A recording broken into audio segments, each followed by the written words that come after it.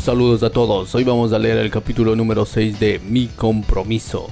No olvides revisar los 5 primeros capítulos para que sepas de mejor manera de qué se trata esta lectura. Empezamos. Capítulo número 6. Lucha anticorrupción.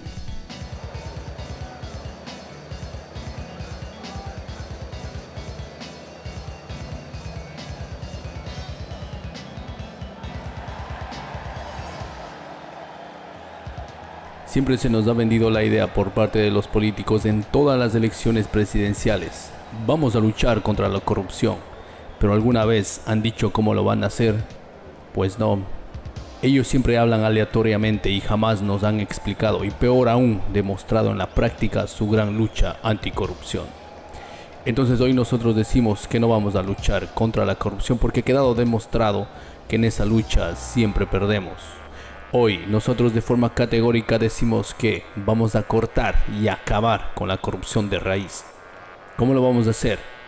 Nosotros creemos firmemente en la democracia como esencia misma de una nación. Una democracia que da lugar a todos y cada uno de los ciudadanos a pronunciarse con ideas para mejorar la nación. No creemos en esas democracias de etiqueta o de tradiciones familiares. Pensamos que la corrupción es como esa mala hierba que nunca muere. Por más que la cortes vuelve a nacer, y si un día dejas de cortarla, se apodera de todo cuanto puede. Basados en esta analogía, pensamos que la corrupción se la debe cortar de cuando en cuando.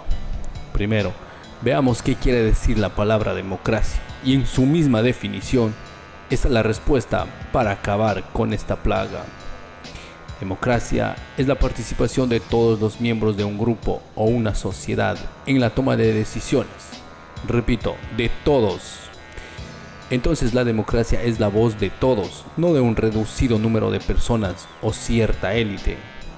Si esto es así, no se entiende cómo es posible que haya existido gente ocupando cargos públicos por más de 20 años, o reelecciones de candidatos en más de 2 oportunidades, o lo que es peor, que una persona crea que puede hacer una carrera política.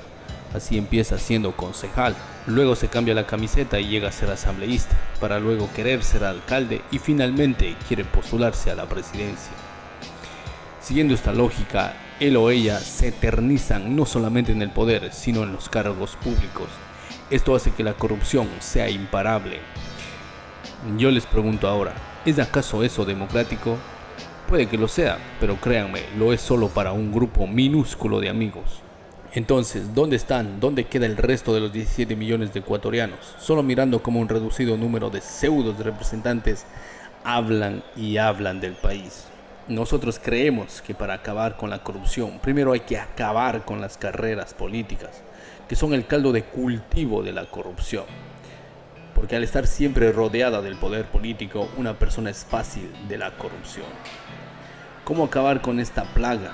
Nosotros creemos, estamos convencidos y planteamos que todos los ecuatorianos que ocupen una dignidad pública, elegidos mediante el voto popular, desde un concejal hasta el presidente de la República, deben ser elegidos únicamente en 1 o 2 periodos y en una sola dignidad dentro del aparato estatal.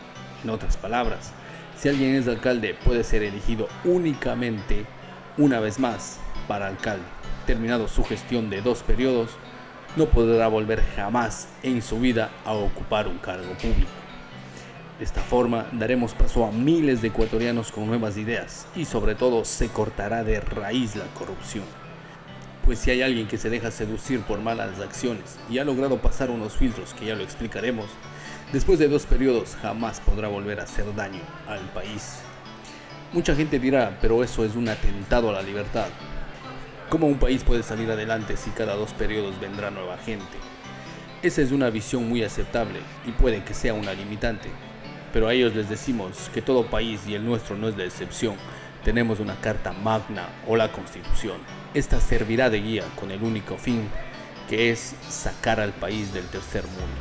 Si todos los representantes al llegar al poder cumplen con la carta magna, no habrá ningún impedimento para que nuestro país se quede en el subdesarrollo.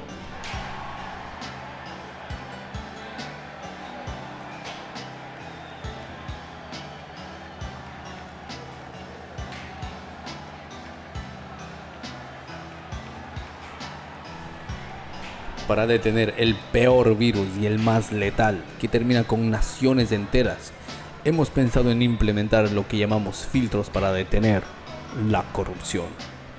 ¿De qué se trata esta propuesta? Basados en lo dicho antes, creemos firmemente que los tres pilares que sostienen a un Estado, poder político, poder judicial, policía y fuerzas armadas, deben pasar por una depuración, no después de llegar a los cargos, sino más bien antes de su postulación. Y para tener una nación libre de plagas corrompibles, se debe seguir los siguientes filtros.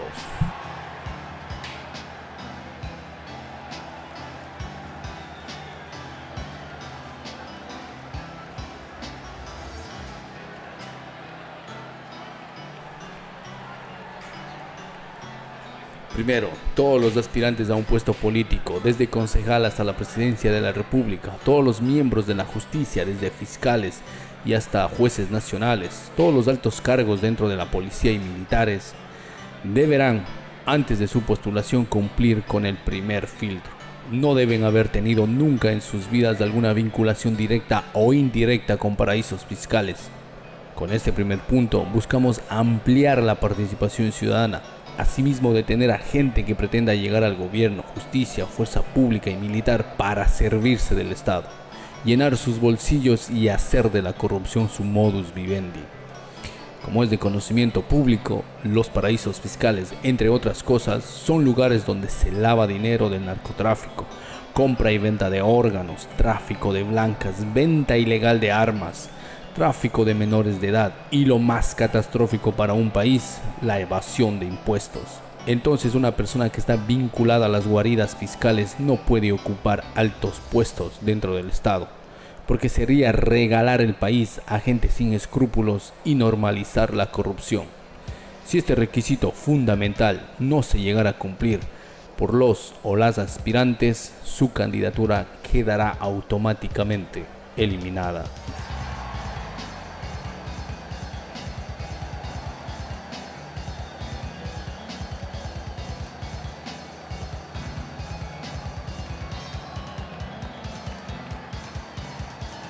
Segundo, todos y todas las aspirantes a alguna dignidad pública dentro del Estado, desde concejal hasta la presidencia de la República, en la justicia desde fiscales hasta jueces nacionales, en la fuerza pública y altos cargos militares y policiales, deberán justificar su patrimonio bajo juramento, hacerlo público.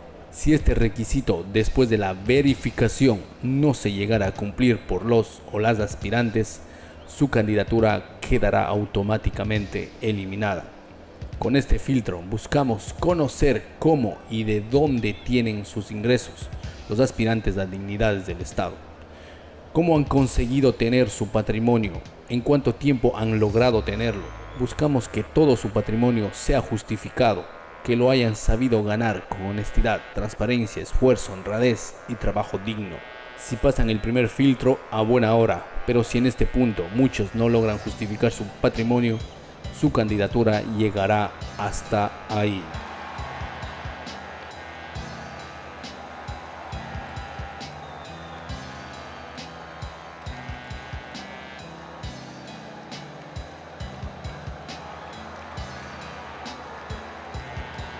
Tercero, para cerrar los primeros tres filtros antes de la postulación, todos y todas las aspirantes a una dignidad dentro del Estado, desde concejal hasta la presidencia de la República, en la justicia desde fiscales hasta jueces nacionales y en la fuerza pública altos cargos militares y policiales, podrán postularse solo hasta los 48 años de edad.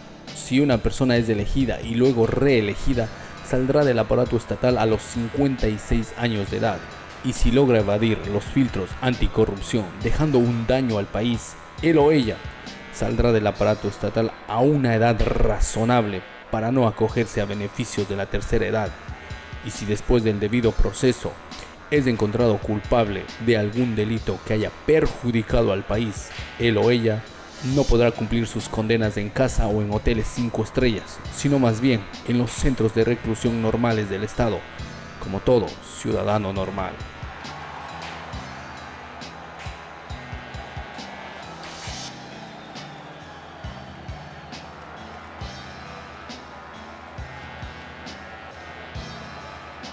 Como segundo punto, queremos que conozcan los filtros en el poder. Estos están dirigidos a controlar a los elegidos por voto popular. Contrario a lo que se espera de un presidente en el poder, nosotros hemos vivido en nuestra democracia el olvido a los más necesitados. ¿Por qué? Pues pareciera que el mandatario es capturado por alguna mano oscura que se esconde en los pasillos de Carondelet. Así el presidente se aleja de la realidad del país, olvidando cómo y por qué llegó a ese puesto. Es blindado por la prensa y las Fuerzas Armadas, y en momentos se le puede ver como si estaría secuestrado. Se vuelve intocable. Para contrarrestar esta realidad, para saber si los elegidos por voto popular pasaron honestamente los 3 primeros filtros o encontraron la forma para evadirlos, planteamos los siguientes puntos a seguir. Primer filtro, 25% al primer año.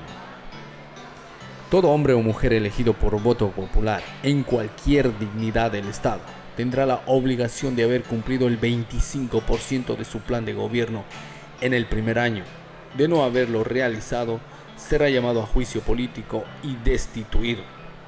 Creemos que todos los que llegan a la política vienen con ideas para resolver los problemas que acechan al país, mas no para crearlos. Por lo tanto, los hombres y mujeres que están en la papeleta saben de antemano cómo está la nación. No hay motivo para que lleguen al poder y recién ahí se den cuenta de los problemas por los que pasa el país. Por esta razón, este primer filtro de poder es para exigir a los elegidos por voto popular lleguen a trabajar, no a pasar todos los días buscando culpables sin dar soluciones. Segundo filtro, 50% al segundo año. Todos los hombres y mujeres elegidos por voto popular tendrán que haber cumplido el 50% de su plan de gobierno en el segundo año de su gestión. De no haberlo cumplido, serán llamados a juicio político y destituidos. Con este filtro, buscamos que todos nuestros políticos dejen la demagogia a un lado, trabajen en su plan de gobierno con el que llegaron al poder. Basta ya de tanta impunidad por parte de nuestros políticos. El pueblo les eligió para trabajar, mas no para calentar su puesto. Tercer filtro, consulta popular para la revocación de mandato. Este tercer filtro está encaminado a poner fin a un régimen que llega al poder con un plan de gobierno, sin embargo toma otro rumbo. Para detener esta estafa democrática, se llamará consulta popular en la mitad de la gestión del gobierno de turno. Esto quiere decir al inicio del tercer año del periodo presidencial. En esta consulta se preguntará al pueblo: ¿está usted de acuerdo que el presidente actual de la República termine su gestión? ¿Sí o no? Si el pueblo se siente representado con su presidente, el mismo pueblo le continuará brindando el apoyo para que continúe su gestión. Y la consulta será una muestra de que se está haciendo bien las cosas por el bien del país. Caso contrario, por medio de la consulta, el pueblo le quitará su apoyo y se llamará a nuevas elecciones conforme dicta la ley.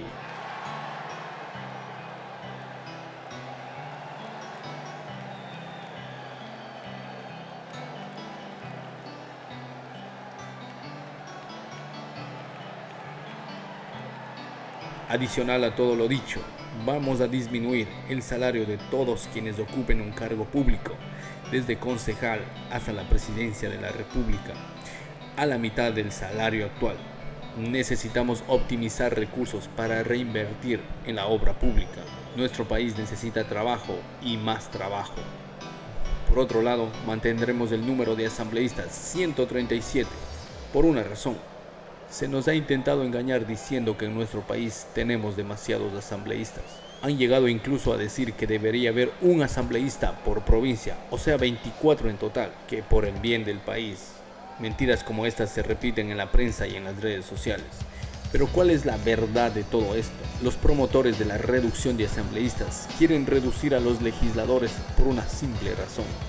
Porque es más fácil sobornar a 24 asambleístas que a 137. Los que defienden la reducción de asambleístas intentan eliminar a la oposición y poder gobernar solo entre ellos. Es por ello que nosotros mantendremos los 137 asambleístas, Esto también nos asegura mayor participación ciudadana en el gobierno nacional. Adicional a todo esto, se presentará la propuesta de que cada asambleísta puede contar solo con 2 asesores. No se entiende la necesidad de tener 5, 6, 7 y hasta 10 asesores en algunos casos. Si los legisladores no cuentan con el conocimiento intelectual adecuado, pues deberían renunciar a su curril en la Asamblea Nacional. Así también se prohibirá a los asambleístas y los políticos de turno el reparto de hospitales, puentes, aeropuertos, hidroeléctricas, carreteras y todo bien del Estado. En esta misma línea, los asambleístas podrán ser destituidos por faltar en más de 3 ocasiones al año. Si no pueden asistir por motivos personales o por sus agendas de trabajo, tienen la obligación de enviar a su suplente. Es impensable que los asambleístas crean que pueden tomar la legislatura como una broma. Se ha visto que muchos asambleístas tienen más faltas que asistencias. Esto no puede seguir así. Nuestro pueblo se merece los mejores hombres y mujeres en la vida política. Este ha sido una parte de las propuestas que tenemos para el país. Nosotros buscamos el bien común, el bien colectivo. Nosotros queremos demostrar al mundo que si trabajamos en conjunto y con un único fin, podremos ser un país desarrollado. Los ecuatorianos somos capaces de cumplir todas nuestras metas. Ya tuvimos y vivimos un gran ejemplo de que sí se puede gobernar para las grandes mayorías en la década ganada. Y si antes nos unimos para trabajar en conjunto, hoy lo volveremos a hacer. El futuro es ahora.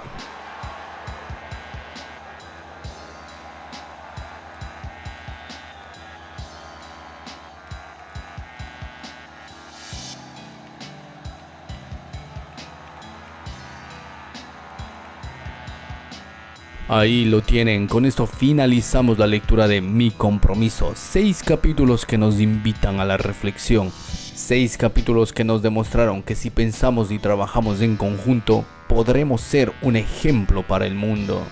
6 capítulos que nos han servido para pensar en un país diferente. Sin más que agregar, les invitamos a todos a estar atentos que se viene una nueva serie donde conoceremos la historia del Ecuador desde 1830 al 2021. A todos ustedes, muchas gracias.